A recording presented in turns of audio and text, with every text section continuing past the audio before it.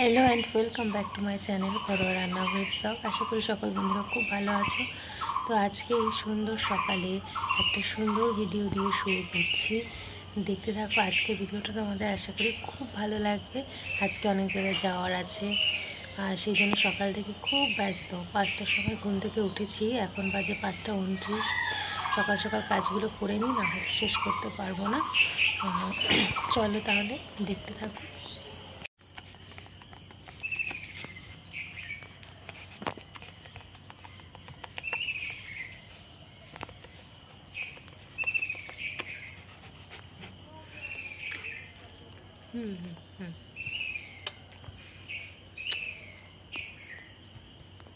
বুঝছো না, পাক্য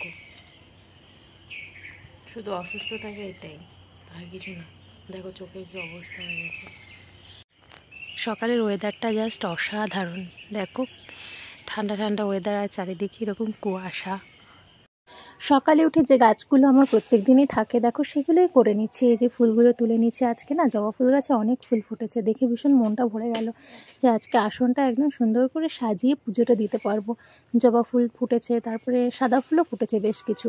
তো আজকে আর পুজো দেওয়া নিয়ে মনে কোনো কষ্ট নেই। বেল গাছের পাতাগুলো দেখো কতটা সতেজ, কিন্তু বাগানের অবস্থা অতটাও ভালো না। রোজ এত পরিমাণে জল দিতে হচ্ছে। জল না দিলে গাছগুলো তো একদমই থাকবে না। রোদের তাপ যে কবে কমবে। পুকুরের জলটাও একদম শুকিয়ে গেছে, মাছগুলো মরে মরে ভেসে উঠছে। তো খুব খারাপ লাগছে। এদিকে সামনের গাছে ফুলগুলো তুলে নিলাম, এদিকে দেখো বুলেট চলে এসছে আমার সাথে খেলবে বলে। এবার ও তো সেই গাছে উঠে যাচ্ছে, বকা দিয়েছি, বকা দেওয়াতে আমার জুতোর উপরে গিয়ে শুয়ে পড়লো। এবার দেখো কালু, তারপরে বুলেটের মা সবাই এসছে। এবার ওদেরকে জল খেতে দিলাম, খেলো। তারপরে ঘরটাকে আমি ঝাড়ঝুটো দিয়ে সমস্ত বাসি কাজ চাতাল ধুয়ে একদম রেডি হয়ে গেলাম। এবারে চালটাকে একটু ভিজিয়ে নিলাম। চালটাকে ভিজিয়ে রাখলে না তাড়াতাড়ি রান্না হয়ে যায়। টোটোর ভাতটাও বসিয়ে দিচ্ছি এদিকে। বসিয়ে দিয়ে সব কাজটা করে নেবো, বাসি কাজ করতে সুবিধা হবে। তো এইভাবে তাড়াতাড়ি করে আমি সমস্তটা করে নিচ্ছি, কারণ স্টুডেন্টকেও টাইম দিয়েছি 10:30টার সময় আসার জন্য। এবার যদি তাড়াতাড়ি রান্নাটা না শেষ করতে পারি, তাহলে তো পড়াতেও দেরি হয়ে যাবে, বাড়ি যেতেও দেরি হয়ে যাবে। যেহেতু আজকে বাড়িতেও একটু কাজ রয়েছে, তাই সমস্তটাই তাড়াহুড়ো ব্যস্ততার মধ্যে দিয়ে করছি। গাছগুলোতে একটু জল দিয়ে দিচ্ছি, যাতে একটুখানি রোদের তাপ থেকে ওরাও রেহাই পায়। গেটে জল দিয়ে উনুনটা লেপে নিলাম, ব্যাস এবার ভাতটা বসিয়ে নিলাম। আর যে তেলটা দেখতে পেলে, ওটা আমি মাথায় দিয়ে দিয়েছি। বাড়ি যাবো সেই জন্য একটু বেসন লাগিয়েছি, বুঝতেই পারছো। আর মাথায় একটুখানি তেল দিলাম, স্নান করব শ্যাম্পু দিয়ে, তাই তার আগে একটু তেল দিয়ে নিলাম। মুরগিগুলো ডাকছে। রান্নাটাও তাড়াতাড়ি বসিয়ে দিয়েছি, এখন বাজে 7টা 29। তো অলরেডি প্রায় আমার রান্না ভাত তো হয়েই গেছে। দেখি একটু অড লাগছে নিজেকে, যাই হোক।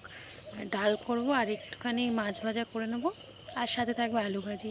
বেশি কিছু করবো না, কারণ দুপুরে আবার বেরোবো, গরমের মধ্যে হালকা পাতলাই খাবো। টোটোর খাবার তো হয়ে গেছে অনেক আগেই। তো দেখতে থাকো, চলো।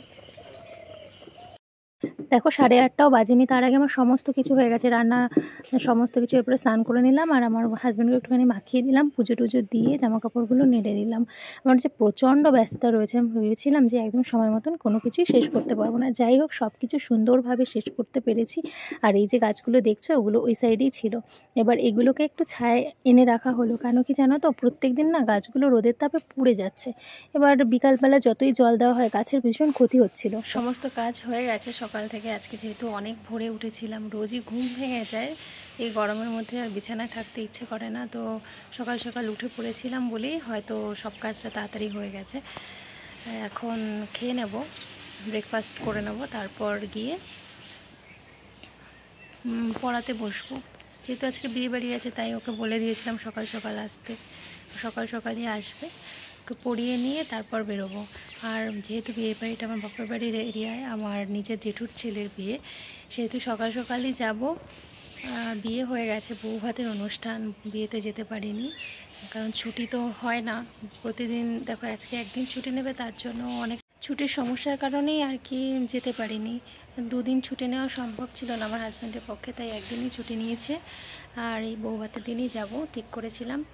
বাড়িতে একটু যাওয়ার দরকার আছে, কারণ বাড়িতে অনেকদিন যাই না, কি অবস্থা, সেজন্য যাব। কলার মোচাও দেখে এসেছিলাম, পড়েছিল, হয়তো দিনে কলার মোচা ছাড়িয়ে গেছে।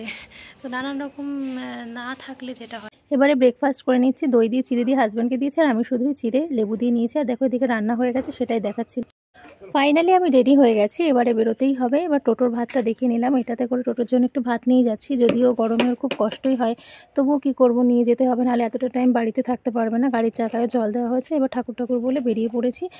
আর বেরিয়ে পড়ে রাস্তাটাও ভালোই শুনশানই ছিল, তবুও গরমের তাপটা তো কমেনি। যাই হোক, এবারে একদম দেখো ফাইনালি বাড়ি পৌঁছে গেছি। আর এই দেখো বাড়ির গাছগুলোর অবস্থা এসে দেখি অতি খারাপ, অতি থেকে অতি খারাপ। তো এগুলোরও ব্যবস্থা করতে হচ্ছে, তো এগুলোর ব্যবস্থা করলাম। আর এই যে টোটো, আর সত্যি ভীষণ অনেকদিন পর এসে ভালোই লাগছে। সমস্তটা দেখছি, বাড়ির গাছপালাগুলোকে সমস্ত কিছুকে দেখছি, দেখো কতটা নোংরা হয়ে রয়েছে। তো এগুলো সমস্তটা এখন পরিষ্কার করবো ভাবছি, দেখি কতটা কি করতে পারি। যাই হোক, তোমাদের সাথে আবার পরে কথা বলছি, তো দেখতে থাকো আজকের ভিডিওটা।